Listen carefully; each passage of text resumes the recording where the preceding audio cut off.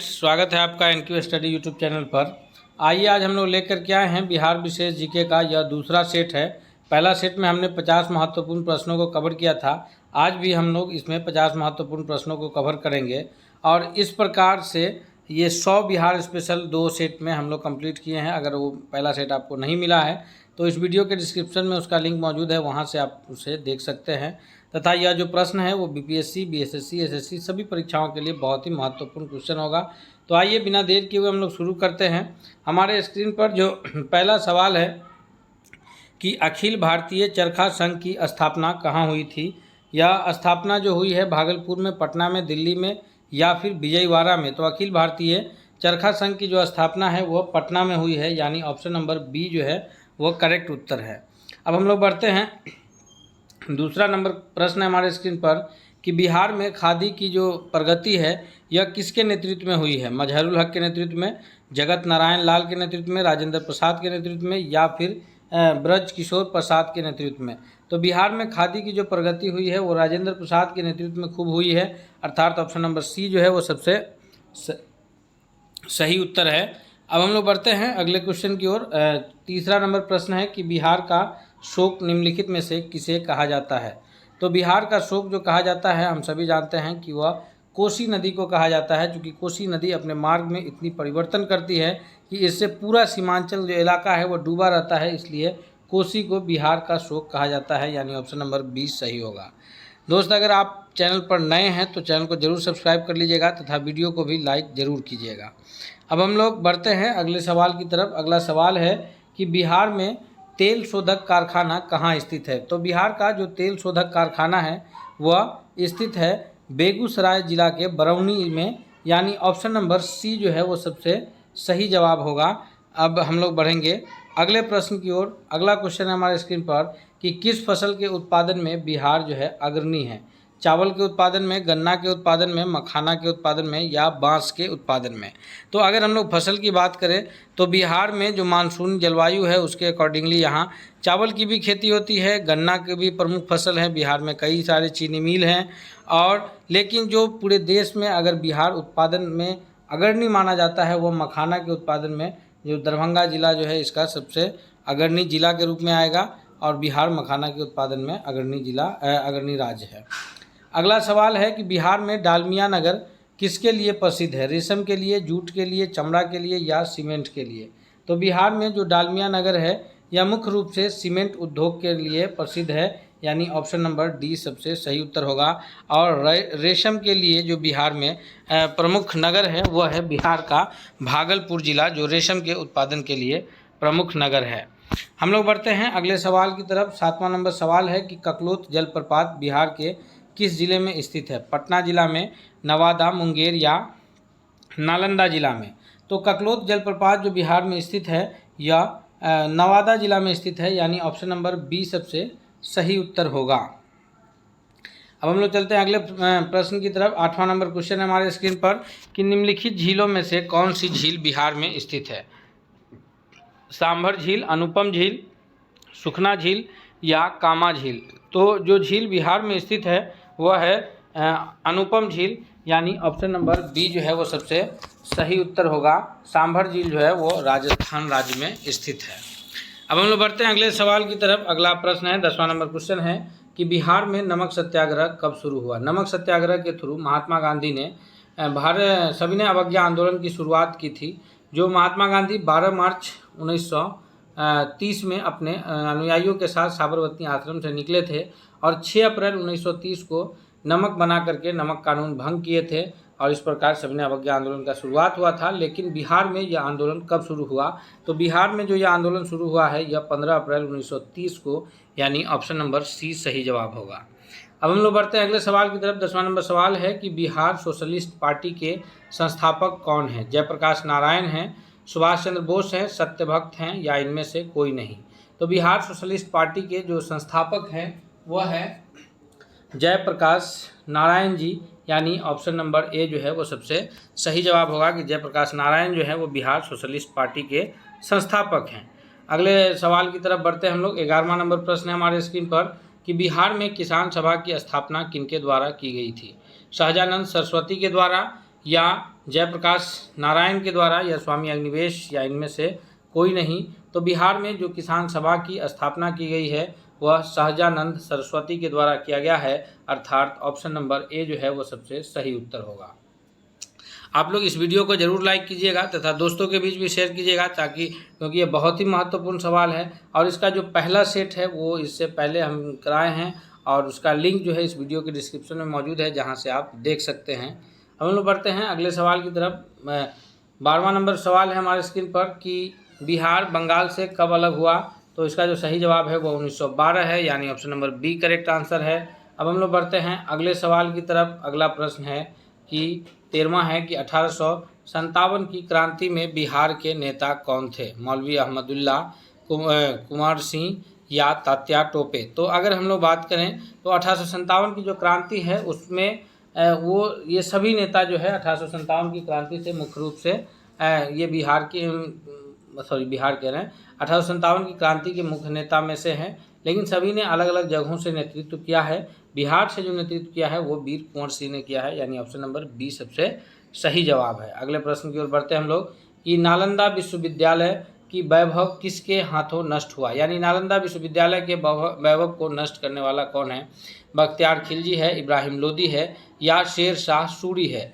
तो नालंदा विश्वविद्यालय के वैभव को जो नष्ट किया वो है बख्तियार खिलजी, यानी ऑप्शन नंबर ए सबसे सही जवाब है। अब हम लोग बढ़ते हैं अगले सवाल की ओर कि पाटलिपुत्र के संस्थापक कौन है? पाटलिपुत्र के संस्थापक उदयन है, अशोक हैं, बिंबिसार हैं। तो पाटलिपुत्र के जो संस्थापक हैं मुख्य रूप से जो मगध साम्राज्य की स्थापना हुई तो उसमें पहला जो शासन शुरू हुआ था वो हर्यक वंश का, और हर्यक वंश का शासन सबसे पहले शुरू हुआ। हर्यक वंश के जो संस्थापक थे मुख्य रूप से बिंबिसार का नाम आता है, लेकिन जो ये हैं उस वक्त जो राजधानी थी वो गिरिब्रिज राजगीर में थी और उसको पाटलिपुत्र जो स्थापित किए हैं वो उदयन ने किए हैं, यानी ऑप्शन नंबर ए इसका सही जवाब होगा। अगला सवाल है कि बिरसा मुंडा का नेतृत्व क्षेत्र कौन सा था? बिरसा मुंडा जो नेतृत्व किए थे चंपारण से, अलीपुर से, बलिया से या रांची से। तो बिरसा मुंडा का जो कार्य क्षेत्र था, नेतृत्व का क्षेत्र, वह था रांची, यानी ऑप्शन नंबर डी जो है वो सबसे सही उत्तर होगा। अब हम लोग बढ़ते हैं अगले सवाल की ओर। 17वां नंबर प्रश्न है हमारे स्क्रीन पर कि चंद्रगुप्त मौर्य के गुरु कौन थे? चंद्रगुप्त मौर्य के गुरु चाणक्य हैं या फिर कर्नाद हैं या पराशर है या वत्स्यायन हैं।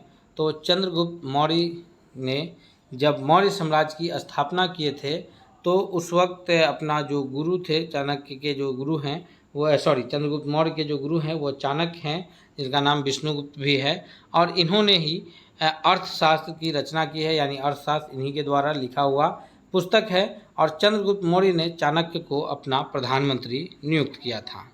अब हम लोग बढ़ते हैं अगले सवाल की तरफ। 18वां नंबर सवाल है कि कांग्रेस सोशलिस्ट पार्टी की पहली बैठक किस शहर में हुई थी? कांग्रेस सोशलिस्ट पार्टी की पहली बैठक दिल्ली में हुई है, लाहौर में हुई है, पटना में या फिर नासिक में। तो कांग्रेस सोशलिस्ट पार्टी की जो पहली बैठक हुई है वह पटना शहर में हुआ है, यानी ऑप्शन नंबर सी जो है वो सबसे करेक्ट आंसर होगा। अब हम लोग बढ़ते हैं अगले सवाल की तरफ कि बिहार केसरी से किसे संबोधित किया जाता है? अनुग्रह नारायण सिंह को, कर्पूरी ठाकुर को या श्री कृष्ण सिंह को या फिर जननायक लोकनायक जयप्रकाश नारायण को। तो बिहार केसरी जो कहा जाता है वह कहा जाता है ऑप्शन नंबर सी, यानी श्री कृष्ण सिंह को, और लोकनायक कहा जाता है जयप्रकाश नारायण को, जननायक कहा जाता है कर्पूरी ठाकुर को, और अनुग्रह नारायण सिंह को बिहार विभूति के रूप में जाना जाता है। अब हम लोग बढ़ते हैं अगले सवाल की तरफ। अगला सवाल है 20वां नंबर प्रश्न है हमारे स्क्रीन पर कि मौर्य सम्राट अंतिम शासक के रूप में ये कौन था? तो मौर्य सम्राट का अवंती वर्मा है, बृहदत्त है या जालौक है। तो जो अंतिम शासक है मौर्य सम्राट का, ये थोड़ा सा मिसप्रिंटिंग है लिखने में, अंतिम शासक याद रखेंगे हम सभी। अंतिम शासक कौन है? तो अंतिम शासक जो है वो है बृहदत्त, यानी ऑप्शन नंबर बी जो है वो सबसे सही उत्तर होगा। अब हम लोग बढ़ते हैं अगले सवाल की तरफ कि कांग्रेस सोशलिस्ट पार्टी की जो पहली बैठक पटना में हुई थी यह कब हुई है? ऑप्शन नंबर ए है 1921 में हुआ है या 1934 में हुआ है, 1937 में या 1939 में। तो कांग्रेस सोशलिस्ट पार्टी की जो पहली बैठक पटना में हुई है वह 1934 में हुआ है, यानी ऑप्शन नंबर बी जो है वो सबसे सही जवाब है। अब हम लोग बढ़ते हैं अगले प्रश्न की ओर। 22वां नंबर सवाल है कि बिस्मिल्लाह खां संबंधित है। बिस्मिल्लाह खां क्या बजाते थे? संतूर वादन से, तबला वादन से, बांसुरी वादन से या शहनाई वादन से? तो बिस्मिल्लाह खां का जो संबंध है वो शहनाई वादन से है। ये शहनाई बहुत अच्छे ढंग से बजाते थे। अब हम लोग पढ़ते हैं अगले प्रश्न की ओर। अगला नंबर क्वेश्चन क्या है कि जयप्रकाश नारायण की पार्टी से थे, यानी जयप्रकाश नारायण का संबंध कौन सी पार्टी से है? कांग्रेस पार्टी से है, किसान सभा से है, सोशल पार्टी से है, सोशलिस्ट पार्टी से या कम्युनिस्ट पार्टी से? तो जयप्रकाश नारायण जिनका जो ये है लोकनायक के नाम रूप में इन्हें जाना जाता है, आपका संबंध जो है या सोशलिस्ट पार्टी से है, यानी ऑप्शन नंबर सी जो है वो सबसे सही जवाब होगा। अब हम लोग बढ़ते हैं अगले प्रश्न की ओर। अगला है कि सोनपुर मेला को क्या कहा जाता है? हरिहर क्षेत्र मेला के नाम से जानते हैं, या फिर जानकी नवमी मेला के नाम से जानते हैं, या सौराठ मेला के नाम से, या वैशाली मेला के नाम से जाना जाता है? तो सोनपुर का जो मेला है यह जाना जाता है हरिहर क्षेत्र के मेला से। यह एशिया का सबसे बड़ा पशु मेला है सोनपुर मेला। इसको हरिहर क्षेत्र मेला के नाम से जाना जाता है। अगला प्रश्न है कि 1922 में गया में इंडियन नेशनल कांग्रेस के अधिवेशन के अध्यक्ष कौन थे? तो बिहार में इंडियन नेशनल कांग्रेस का 2 अधिवेशन हुआ है। एक हुआ है पहला, यह हुआ है 1912 में, याद रखेंगे 1912 से याद रखेंगे। बांकीपुर पटना में हुआ है। दूसरा अधिवेशन हुआ है 10 साल के बाद, यानी 1922 में, जो कि गया में हुआ है। और गया में जो अध्यक्षता किए हैं वह चित्तरंजन दास जी के द्वारा हुआ है, यानी ऑप्शन नंबर ए सही है। तो 1912 में पटना में, जो कि 27वां अधिवेशन था, RN मुधोलकर उसकी अध्यक्षता किए थे। 1922 में 10 साल बाद हुआ 37वां अधिवेशन था, चित्तरंजन दास इसकी अध्यक्षता किए थे। गया में यह अधिवेशन हुआ था। अगले प्रश्न की ओर बढ़ते हैं हम लोग। 26वां नंबर प्रश्न है कि बेगूसराय में चौकीदारी कर के विरुद्ध आंदोलन एक हिस्सा था। असहयोग आंदोलन के समय, या खिलाफत आंदोलन के समय, या भारत छोड़ो आंदोलन के समय, या फिर सविनय अवज्ञा आंदोलन के समय? तो बेगूसराय में जो चौकीदारी कर के विरुद्ध जो आंदोलन हुआ था, यह आंदोलन सविनय अवज्ञा आंदोलन के साथ साथ हुआ था, यानी ऑप्शन नंबर डी जो है वो सबसे सही उत्तर होगा। अब हम लोग बढ़ते हैं अगले प्रश्न की ओर। अगला प्रश्न है कि गोलघर का निर्माण कार्य किस गवर्नर जनरल के समय में हुआ था? वारेन हेस्टिंग के समय में, लॉर्ड हार्डिंग के समय में, या लॉर्ड कॉर्नवालिस के समय में, या फिर सर जॉन शॉर के समय में? तो गोलघर का जो निर्माण कार्य है जो हुआ है, यह निर्माण कार्य जो प्रारंभ हुआ है, यह वारेन हेस्टिंग जो है एक विचार रखे थे अपने मन में कि एक ये का निर्माण कराया जाए जिसमें जो है अनाज को भंडारित करके रखा जाए। लेकिन जो निर्माण हुआ है वह हुआ है लॉर्ड कॉर्नवालिस के समय में, यानी ऑप्शन नंबर सी जो है वो सबसे सही उत्तर है। 28वां नंबर प्रश्न है कि मुगल के पतन के बाद बिहार किसके अधीन आया? तो वैसे तो मुगल का जो पतन का काल है वो 1707 में, औरंगजेब की मृत्यु के पश्चात मुगल का पतन शुरू हो जाता है। जो भी मुगल बादशाह होते हैं उनके अंदर वो नेतृत्व क्षमता नहीं रहती है, तो सभी लोग जो है अपने क्षेत्रीय स्तर पर ये स्वतंत्रता घोषित करते हैं। उसमें बिहार जो हिस्सा होता है यह बंगाल का होता है, और 1912 में बिहार जो है बंगाल प्रांत से अलग होता है। 1936 में बिहार से उड़ीसा अलग होता है, और 15 नवंबर 2000 ईस्वी को बिहार से झारखंड अंतिम रूप से अलग हुआ है अब तक। तो ये हम लोग याद रखेंगे। अब हम लोग बढ़ते हैं अगले प्रश्न की ओर। 29वां नंबर सवाल है कि विश्व का पहला गणतंत्र वैशाली में किसके द्वारा स्थापित किया गया था? मौर्यों के द्वारा, लिच्छवी के द्वारा, गुप्त के द्वारा, या फिर नंद के द्वारा? तो विश्व का जो पहला गणतंत्र है जो वैशाली में स्थित है, यह लिच्छवी के द्वारा स्थापित था, यानी ऑप्शन नंबर बी जो है वो सबसे सही जवाब है। अब हम लोग बढ़ते हैं अगले सवाल की ओर कि निम्नलिखित में से किस राजा ने वैवाहिक नीति अपनाकर अपने राज्य की स्थिति को मजबूत किया है? अजातशत्रु ने, बिंबिसार ने, उदयन ने? तो जो राजा हैं इनमें से जिन्होंने वैवाहिक नीति अपना करके अपने राज्य की स्थिति को मजबूत करने का कार्य किया है, तो यह है हर्यक वंश के संस्थापक के रूप में जो नाम आता है बिंबिसार का, ये जो है वैवाहिक नीति अपना करके राज्य की स्थिति को मजबूती में 3 विवाह किए थे, एक क्षेमा से, चेलना से, इस प्रकार 3 राजकुमारी से विवाह करके और जो है संबंध, वैवाहिक संबंध के जरिए जो है अपने राज्य की स्थिति को मजबूत करने का प्रयास किए थे। अब हम लोग बढ़ते हैं अगले सवाल की तरफ। अगला प्रश्न है हमारे स्क्रीन पर कि मेगास्थनीज की पुस्तक का नाम क्या है। मेगास्थनीज जो है यूनानी शासक सेल्यूकस निकेटर का राजदूत था और जो है ये भारत आया था चंद्रगुप्त मौर्य के शासनकाल में। मेगास्थनीज जिसमें ये भारत का दौरा किया है, तो उस वक्त इन्होंने किसकी रचना किए हैं।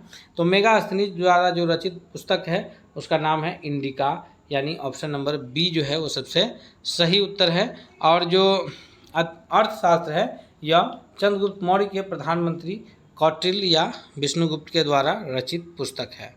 अब हम लोग बढ़ते हैं अगले सवाल की तरफ। अगला सवाल है कि मौर्य काल में शिक्षा का सर्वाधिक केंद्र कौन सा था। जो सबसे प्रसिद्ध केंद्र था मौर्य काल का शिक्षा का, वह वैशाली है, उज्जैन है, या तक्षशिला है, या फिर नालंदा है। तो मौर्य काल में जो शिक्षा का सबसे सर्वाधिक जो प्रसिद्ध केंद्र रहा है वह रहा है तक्षशिला, यानी ऑप्शन नंबर सी जो है वो सबसे सही उत्तर है।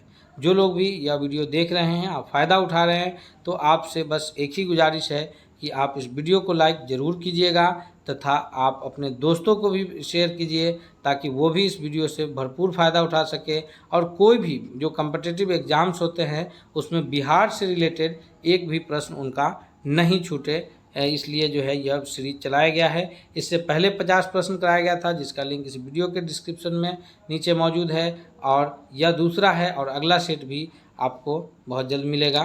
तो अगले प्रश्न की ओर बढ़ते हैं हम लोग। अगला क्वेश्चन है कि कौटिल्य का जो अर्थशास्त्र है, जो कौटिल्य जो है चंद्रगुप्त मौर्य के जो प्रधानमंत्री नियुक्त हुए थे, तो उन्होंने अर्थशास्त्र पुस्तक की जो रचना की है वो कितने अधिकरणों में विभाजित है, 12, 14, 16 या 20। तो कौटिल्य का जो अर्थशास्त्र है वह कुल 14 अधिकरणों में विभाजित है, यानी ऑप्शन नंबर बी जो है वो सबसे सही जवाब है। अब हम लोग बढ़ते हैं अगले सवाल की ओर।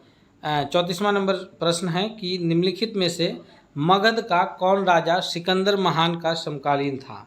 महापद्मनंद है, या चंद्रगुप्त मौर्य हैं, या सुकल्प है, या फिर घनानंद है। इसमें से कौन जो है वो मगध का मगध का कौन सा राजा जो है वो सिकंदर का समकालीन है। तो इसका जो सबसे करेक्ट आंसर होगा कि जो राजा सिकंदर का समकालीन है वो घनानंद है, यानी ऑप्शन नंबर डी जो है वो सबसे करेक्ट आंसर है।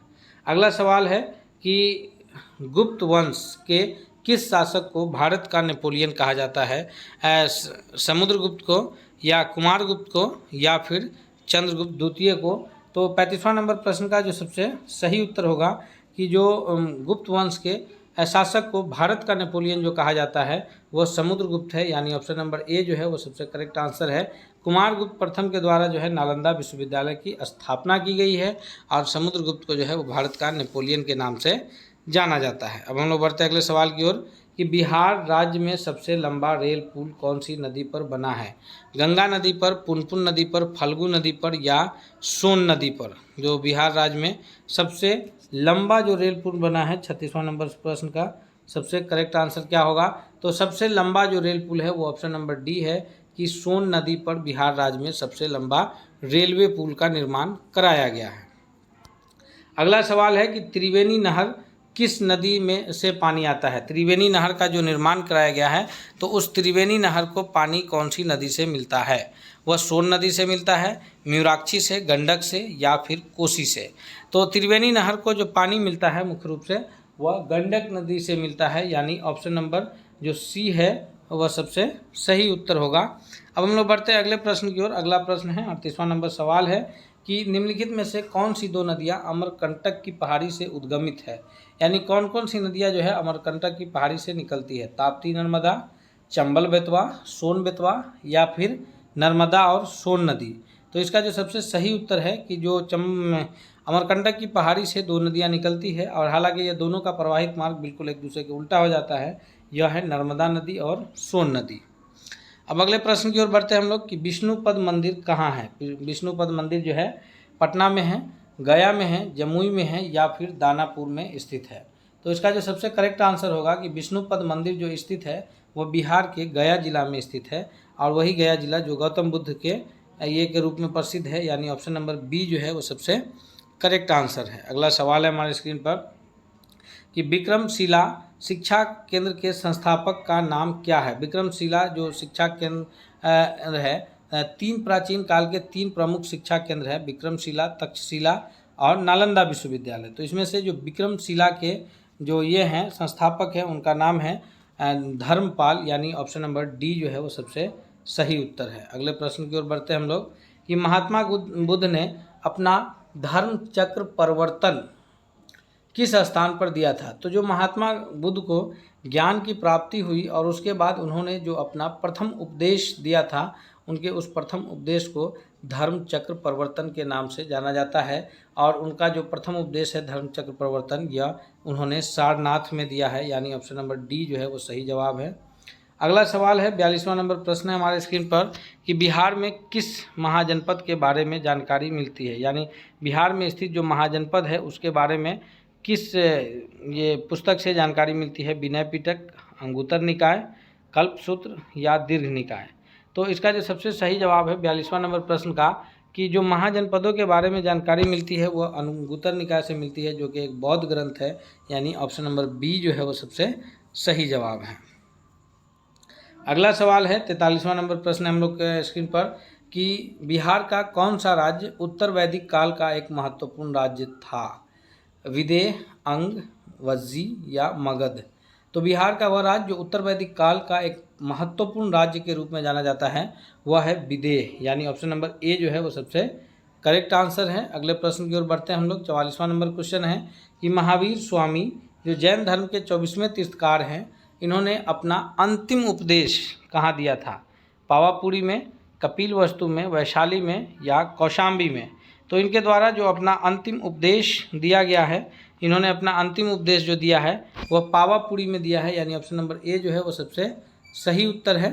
अगले प्रश्न की ओर बढ़ते हैं। 45वां नंबर प्रश्न है हमारे स्क्रीन पर कि बिंबिसार एवं अजात शत्रु किस वंश के थे। ये महत्वपूर्ण 50 प्रश्नों का जो सेट चल रहा है, हमें इस बात का यकीन है कि इस प्रश्नों से आपके कोई भी परीक्षा हो उसमें आप जो इनसे अगर प्रश्न आते हैं तो आप उसको ज़रूर करके आइएगा। ये बहुत ही महत्वपूर्ण प्रश्नों का सेट है। बीपीएससी हो, एसएससी हो, बीएसएससी हो, सभी प्रकार की परीक्षाओं में इससे प्रश्न जो बनेंगे वो आप जरूर करके आएंगे। अगला है कि बिंबिसार एवं अजातशत्रु किस वंश के शासक हैं। हर्यक वंश, शिशुनाग वंश, नंद वंश। ये तीनों जो है मगध साम्राज्य के प्रमुख वंश है। इनमें जो बिंबिसार और अजातशत्रु है यह हर्यक वंश के शासक है। बिंबिसार ने अपनी वैवाहिक तीन विवाहिक ये किया था, वैवाहिक संबंध के जरिए अपने राज्य का विस्तार किया, 3 विवाह किया है। अजातशत्रु जो है इनके शासनकाल में सबसे पहला बौद्ध संगीति हुआ है। अगला प्रश्न है कि कण्व वंश का जो संस्थापक है वो कौन है। देवभूति है, पुष्यमित्र है, अग्निमित्र है या वसुदेव है। 46वां नंबर प्रश्न का सबसे सही उत्तर क्या है। तो कण्व वंश का जो संस्थापक है वो वसुदेव है, यानी ऑप्शन नंबर डी जो है वो सबसे सही उत्तर है। अगले प्रश्न की ओर बढ़ते हैं हम लोग। 47वां नंबर प्रश्न है कि बिहार में खिलाफत आंदोलन कब शुरू हुआ था। 1918 में, 1920 में या 1919 ईस्वी में। तो इसका जो सबसे सही जवाब होगा कि बिहार में जो खिलाफत आंदोलन शुरू हुआ है यह 1919 में हुआ है, यानी ऑप्शन नंबर सी सबसे करेक्ट आंसर है। अब हम लोग बढ़ते हैं अगले सवाल की ओर। 48वां नंबर प्रश्न है हमारे स्क्रीन पर कि बिहार विद्यापीठ का उद्घाटन कब हुआ है। 6 अप्रैल 1922, 6 अप्रैल 1921, 6 अप्रैल 1920 और 6 अप्रैल 1919। तो बिहार विद्यापीठ का जो उद्घाटन हुआ है वह 6 अप्रैल 1921 को हुआ है, यानी ऑप्शन नंबर बी सबसे सही उत्तर है। और जो प्रथम कुलपति थे वह थे मौलाना मजहरुल हक। अब इसका जो सेकेंड लास्ट प्रश्न है इस सेट का वह है कि आज़ाद दस्ता का गठन हुआ था, किसके लिए हुआ था। अंग्रेजों की हत्या करने के लिए, तोड़फोड़ की कार्रवाई करने के लिए या युद्ध कार्य में सरकार को बाधा पहुंचाने के लिए। तो जो भारतीय के द्वारा लड़ा गया ये है वो उसमें से अधिकांश जो है एक बहुत कम ही ऐसा है जिसमें हिंसात्मक घटनाएं घटी है, नहीं तो अधिकांश जो भारतीयों ने युद्ध लड़ा है वो अहिंसात्मक ढंग से लड़ा है। अर्थात आज़ाद दस्ता का जो गठन हुआ है वह है तोड़फोड़ की कार्रवाई और सरकार को बाधा पहुंचाने के लिए, यानी ऑप्शन नंबर डी जो है वो करेक्ट आंसर है। अब जो आज का अंतिम प्रश्न है इस सेट का, अगले सेट में फिर हम लोग महत्वपूर्ण जो भारतीय राष्ट्रीय आंदोलन के प्रमुख प्रश्न हैं जो बिहार से बनते हैं उसको देखेंगे कि मुजफ्फरपुर बम कांड 1908 का दोषी ठहराकर किसे फांसी दी गई। तो मुजफ्फरपुर में जो किंग स्टेप्स फोर्ट की हत्या का प्रयास किया गया था 1908 में, तो हालांकि उसकी हत्या हो नहीं पाई, और जो ये था वो कैनेडी और उसकी पत्नी और उसकी बेटी का जो है उसमें सवार थे और उनकी मृत्यु हो गई थी। तो इसमें जो दोषी ठहरा करके फांसी की जो सज़ा दी गई है वह खुदीराम बोस को दिया गया है, और प्रफुल्ल चाकी ने जो है वो स्वयं को हत्या कर लिया है कि अंग्रेज़ों के हाथ मरेंगे, इसलिए उन्होंने स्वयं को हत्या कर लिया और खुदीराम बोस को फांसी की सज़ा दी गई है। इस प्रकार जो आज हमारा ये प्रश्नों का सेट था, 50 प्रश्नों का सेट यह कंप्लीट होता है, और हम लोग जो है अब मिलेंगे अगले प्रश्नों के सेट में, तथा रोज़ जो है 8 बजे लाइव भी क्लास होता है। आप सभी से ये है कि सामान्य अध्ययन के लाइव क्लास में 8 बजे ज्वाइन करें, तथा साथ ही साथ अगर आप चैनल पर नए हैं तो चैनल को सब्सक्राइब और इस वीडियो को लाइक और दोस्तों के बीच ज़रूर शेयर कीजिए। तब तक के लिए धन्यवाद। मिलेंगे फिर अगले वीडियो में।